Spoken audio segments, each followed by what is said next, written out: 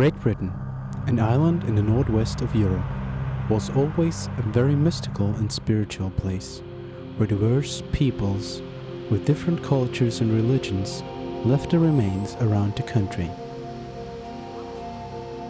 Nowadays, it is an important center of psychic education and research, which makes it the perfect place to ask the question, does the paranormal exist? I don't know really, I'm a little bit of a skeptic. But I've always wanted to go to those haunted houses, those real haunted houses, so maybe someday I will. Sort of people sometimes may see ghosts because they want to see ghosts. I've had experience with family members who have passed on and sent me messages, yes. I've stalked, yes, but not as ghosts, but as spirits maybe, but not ghosts as people see them to be. I think there's a bit more behind it. I found explanations for a lot of things in life. Paranormal just seems, I don't know, it's like religion and a few other things. It just seems sillier and sillier the more I read about it. Yes. There has to be a reason for déjà vu.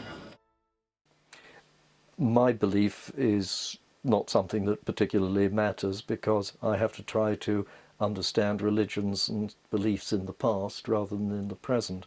But certainly people in the past believed in various supernatural things, and gods and spirits and fairies and elves and all those sorts of things are part and parcel of that sort of supernatural belief.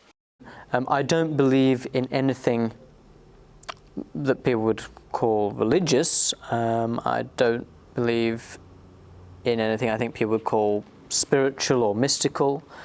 I don't believe in some greater or higher consciousness. I don't believe in a life after death.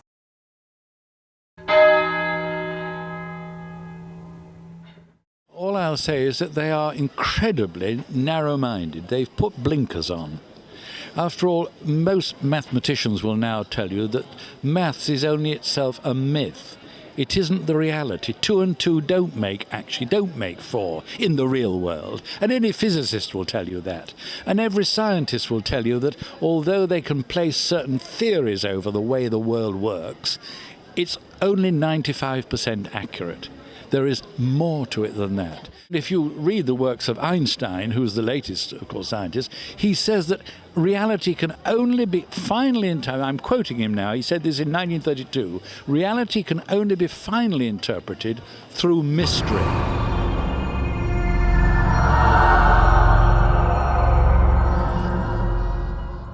I think it would be nice, perhaps, to believe that there is some greater purpose to my life, and it would be nice to believe that there is something else out there.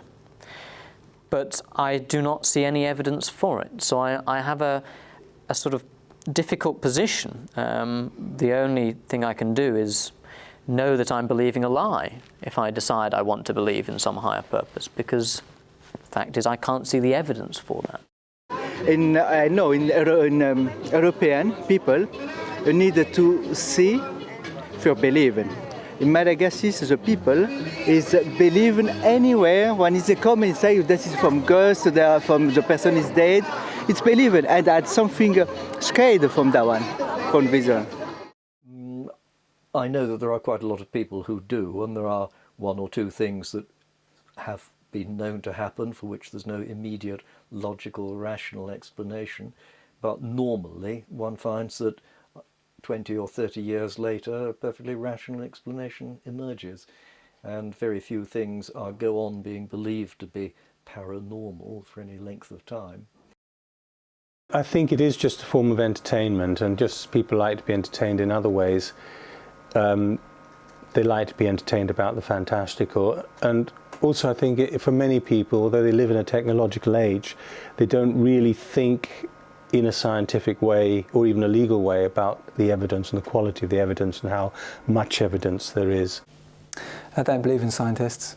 Yeah, definitely we've got a lot of faith in scientific understanding. Yeah, you know, if a scientist tells us something, of course we believe it, because they've got a clipboard and they've got like a degree in like physics or something. They must know what they're talking about.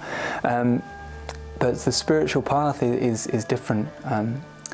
What we're trying to do in spiritual path is develop an inner wisdom. Yeah.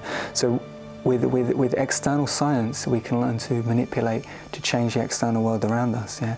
You know, science has given us incredible inventions, incredible technologies. Yeah. But if we check also, science has given us huge problems as well. Every science that we do breaks down somewhere, and that's where the research horizon is, where all the research is happening. For me, in my world, I try to look at everything from the point of view of how good is that evidence? Is it good enough that I feel I can trust to that theory?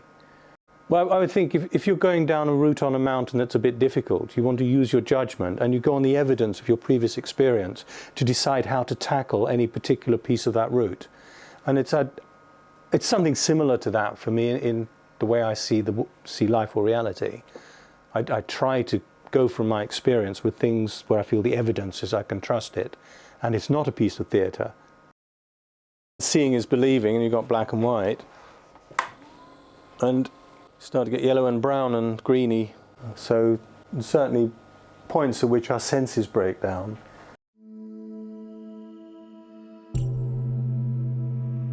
I think Buddha mainly taught that there are many different levels of reality. The level that we experience as human beings is just like one level. Just as in a radio, many different frequencies you can tune in on a radio, different frequencies. When you're tuned into sort of like classic FM, then you hear only Mozart, or whatever, Bach or whatever, Beethoven. But of course, that actually in the same room, many different potentials to listen to many different types of music you can experience through tuning in. So Buddha said at the moment our minds as human beings are mainly just tuned in to one level. But he said actually many different levels of reality that we can experience.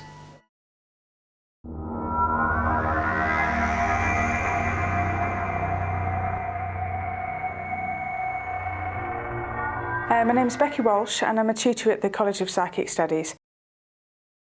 When someone gives me an object, they're giving me two things. They're giving me their energy, which is embedded in the object, because there is more space in a wall than there is matter. And what makes a wall solid is the frequency of energy of which it vibrates. So the same with, there's more space in your watch or your ring than there is matter. You fill the space in your watch or ring. Your energy fills that space. So what a medium does is fine-tunes their vibration to be able to tune into the vibration of the object, and that will be the link for the messages to start coming through. That will be the link to the person. But it also is a symbol to give permission to be able to see. Performance or stage medium, if you look at the sort of typical way in which they operate, they'll stand at the front of a large crowd and they'll make very vague general statements such as, I'm getting the letter M, or a Mike or a Michael coming through. And somebody in the audience, of course, is going to identify that, bearing in mind that the vast majority of an audience in one of these sorts of performances, as we might call them, is there because they want to contact a loved one that has passed over to the other side, so they believe. What you'll extremely rarely see is instances where a medium will be able to identify an individual from the outset and be able to give them a detailed and accurate record which is totally correct and is otherwise verifiable, and that they get straight to the point, because it normally always takes them a long time to get the point. Why is it, for example, that a medium can never say to you, I have a Michael Smith? It's always, I've got somebody with the letter M. So they can't get details about names, but apparently they can get other details which are personal details, which only this dead person could have communicated to the individual they're allegedly giving the reading for. So that there are remarkable inconsistencies, and those inconsistencies fit with the medium not having contact with the dead at all, but simply using generalities and picking up on cues from the person that they are claiming to give a reading for. I definitely think with some psychics that's true. I definitely think that there are some fraudulent people out there in terms of mediums and psychics. But the detail I've managed to have has been extraordinary, to the point where I was given a hat with some names in it. I had to draw a name out of the hat, so I didn't even know who the person was connected to. I then had to go away in a room alone and write down everything I picked up about this person. I even picked up the fact that he'd been a central heating engineer all of his life. So how could I be general in that? I think that there are people who rip people off. There are people who can come up with general kind of things and make it fit. I've had some appalling readings in my life and still paid for them, strangely. If I managed to move a mountain, right, from one place to another, someone would say it was the devil's work. You know, so no matter what you do, you're never going to be able to convince everybody.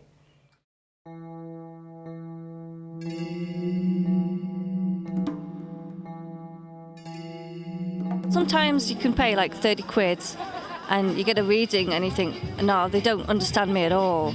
It's not just about looking at pictures on cards, it's about what they can feel and what they can see and hear, you know. And the experience now, are you satisfied? This time I am, yeah.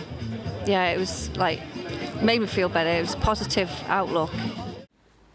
So the classic example of this is something called the Forer effect, where you can give a statement to people and you tell them that the basis of this statement is on some information you've gained from them. So it might be that you've said to them, please do this personality test for me, or tell me your astrological sign and I will do an astrological reading for you. And you could get a group of people and get them all to give you this information. You then go away and you come back and you give them each their statement and ask them, how accurate is this statement as a reflection of you as an individual? They believe that to be highly accurate, 80% accurate. But in fact what you've done is you've given every single person in the group exactly the same piece of paper with exactly the same statements and exactly the same reading. On some level it is a valid point actually, and the cards do act as an oracle. So you do get some very generalised messages out of them, yes you do, and that's actually part of the process. That is how an oracle works. It gives you a general structure and then you tune in deeper. A psychic beginning a reading with a client needs to get to the specifics within the first few minutes of the reading. And if they have not done that in the first few minutes of the reading, then the reading is getting blocked. It's the difference between someone who is using a combination of the cards and their own psychic reading and someone who is looking at the meanings of the cards only.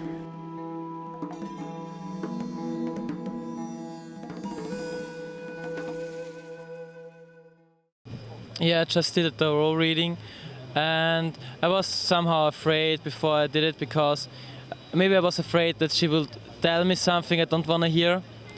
But now I'm feeling quite happy because it was good stuff she told me.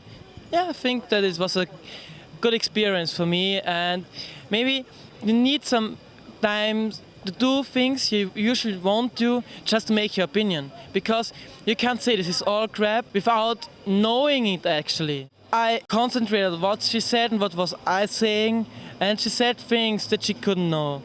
I think she was very confident when she was talking to me.